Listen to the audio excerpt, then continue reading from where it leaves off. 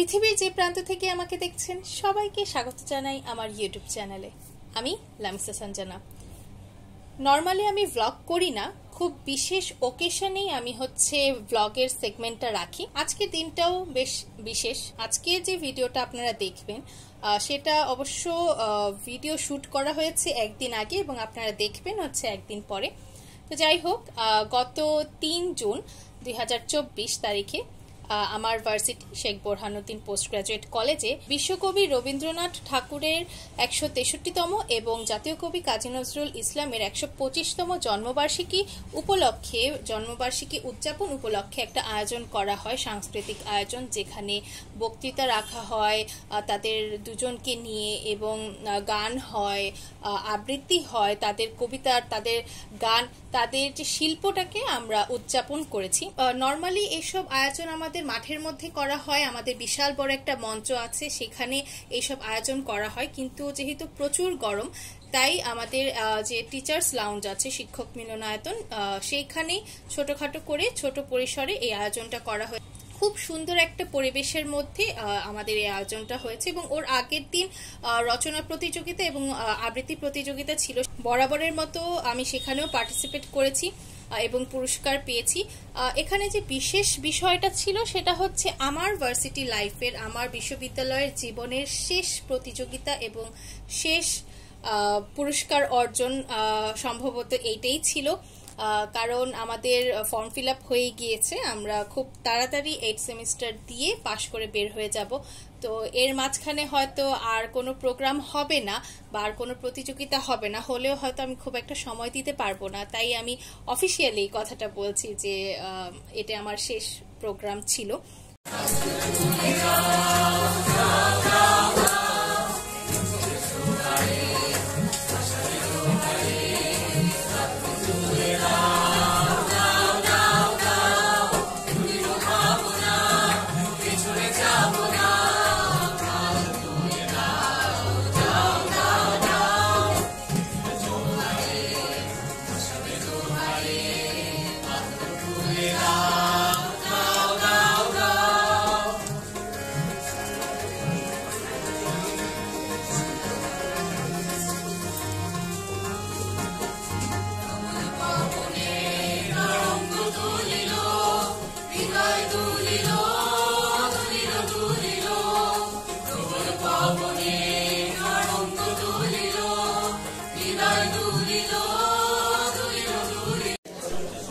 কোনো ভুল ত্রুটি থাকলে তারা ক্ষমা করে দেবেন।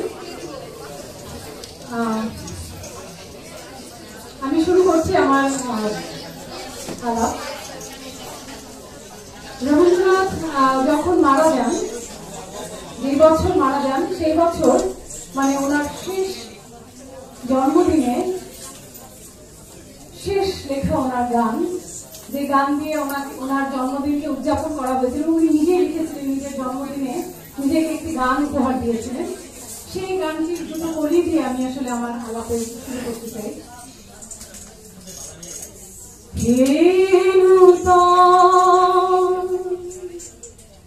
দেখা দিই কারবার জন্মের প্রথম শুভক্ষণ, হে নূতন দেখা দিই কারবার জন্মের প্রথম শুভক্ষণ, তোমার প্রকাশ কুহেলিকা করে উদ্ঘাটন সূর্যের মতো, হে নূতন দেখা দিই কারবার জন্মের প্রথম শুভক্ষণ। 80 বছর বয়সে যে মানুষ নিজের জন্য এই গান উপহার দিতে পারেন, তার জন্ম যে আসলে এই যে নবনব রূপে তিনি আসছেন বাংলাদেশের মাটিতে, জলে, হাওয়ায়, বাংলাদেশের মানুষের মনে তিনি চিরজাগরুক হয়ে আছেন। সেই মানুষকে আজকে শ্রদ্ধা নিবেদন করতে পারছি, আমি তার জন্য নিজেকে খুব কৃতজ্ঞ মনে করছি। রবীন্দ্রনাথ সম্পর্কে যেটুকু বলতে আপনারা সবাই জানেন যে তিনি একজন আদালতে তিনি যে একটি সাক্ষ্য দিয়েছিলেন সেটাই পরবর্তীতে রাজবন্দির জবানবন্দি নামে সাহিত্যিক মর্যাদা লাভ করে। কাজী নজরুল ইসলামকে আমাদের জাতির জনক বঙ্গবন্ধু শেখ মুজিবুর রহমান 1972 সালে সপরিবারে বাংলাদেশে আসার অনুমতি দিয়েছিলেন এবং বাংলাদেশে স্থায়ী বসবাস করার সুযোগ করে দিয়েছিলেন। 1976 সালে তাকে বাংলাদেশের নাগরিকত্ব প্রদান করা হয় এবং 21শে পদকে ভূষিত করা হয়। 1976 সালের 29শে আগস্ট কাজী নজরুল মসজিদেরই পাশে আমার কবর দিও ভাই, মসজিদেরই পাশে আমার কবর দিও ভাই, জানবরে থেকে মুয়াজ্জিনের আজান শুনতে পাই, আমি আজান শুনতে পাই, মসজিদেরই পাশে আমার কবর দিও ভাই। একটি ব্যতিক্রমী অনুষ্ঠান, মসজিদেরই পাশে আমায় কবর দিও ভাই। আবার একই সাথে হিন্দুরা ওরা মুসলিম ওই জিজ্ঞাসে কোনজন, অর্থাৎ এই ঈশ্বর প্রেম, এই খোদা প্রেম, সেই সাথে আল্লাহর ঈশ্বর বা সৃষ্টিকর্তার প্রকৃত যে বাণী, অর্থাৎ সকল মানুষের প্রতি সমান যে দৃষ্টিভঙ্গি, সেটি কিন্তু প্রতিভাত হয়েছে লৌহ সাম্যের এবং অসাম্প্রদায়িক কবি নজরুলের প্রতিটি বাণীতে। এবং নজরুল এবং রবীন্দ্রনাথ ছুঁয়ে যাননি এমন কোন শব্দ, এমন কোন চিন্তা আসলে নেই। একই সাথে লৌহ সাম্য, অসাম্প্রদায়িকতা, একই সাথে প্রেম, একই সাথে ঋতু বন্দনা। এবার সেরকমই একটি গান নিয়ে একক কণ্ঠে নজরুল সঙ্গীত পরিবেশন করবে ফিনান্স অ্যান্ড ব্যাংকিং বিভাগের ছাত্রী ঐশী। চঞ্চল শ্যামল এলো গগনে।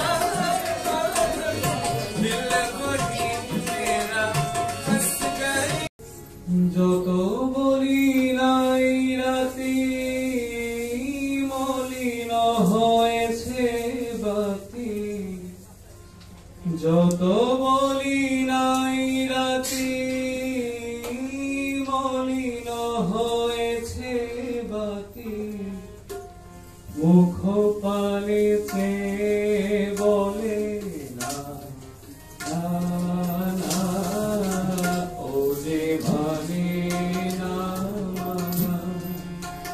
ও যে মানে না,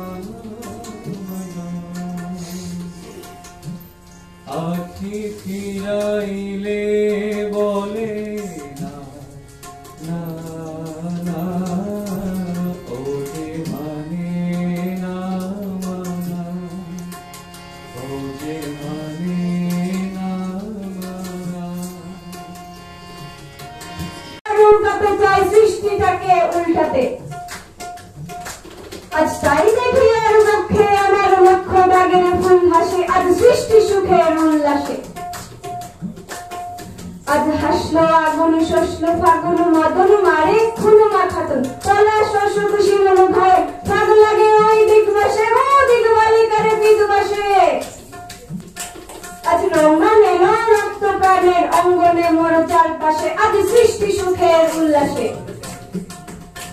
আজ কপট কপের চুন্দরী ওই আসলো যত সুন্দরী, কারুর পায়ে দুগ্ধ লাখুন, কেউ বা আগুন কেউ মানেনি, চোখের জলে মুখ ভাসে। তাদের প্রাণের বুক থাকে তার মুখ ফোটে না, পানির বিনা মন ভাসে। ওই তাদের কথা শোনায় তাদের আমার চোখে জল আসে। আজ সৃষ্টি সুখের উল্লাসে, আজ সৃষ্টি সুখের উল্লাসে।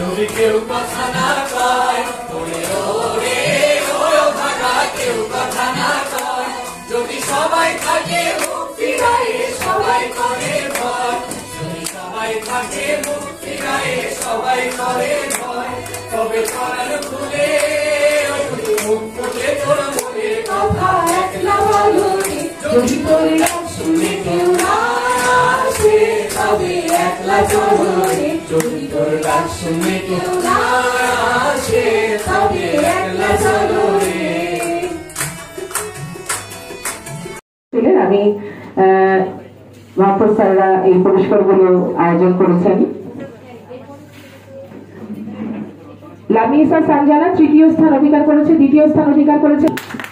চলে আসে তাপসী রানী প্রস্তুত থাকবে, লামিসা সানজানা পুরস্কার বুঝে নিচ্ছে। এবং বাংলা বিভাগের শিক্ষার্থী আবুল্লাহ রহমান অ্যানি নজরুল বিষয় কবিতা আবৃত্তি প্রতিযোগিতায় তৃতীয় স্থান অধিকার করেছে যুগ্মভাবে। এই ছিল মোটামুটি আমার ভার্সিটির যে প্রোগ্রাম, সেই প্রোগ্রামের ছোট ছোট কিছু অংশ যেটা আপনাদের সামনে উপস্থাপন করলাম। আশা করি সবার কাছে ভালো লেগেছে। সবাই ভালো থাকবেন, সুস্থ থাকবেন এবং আমার চ্যানেলটাকে সাবস্ক্রাইব করবেন। ধন্যবাদ।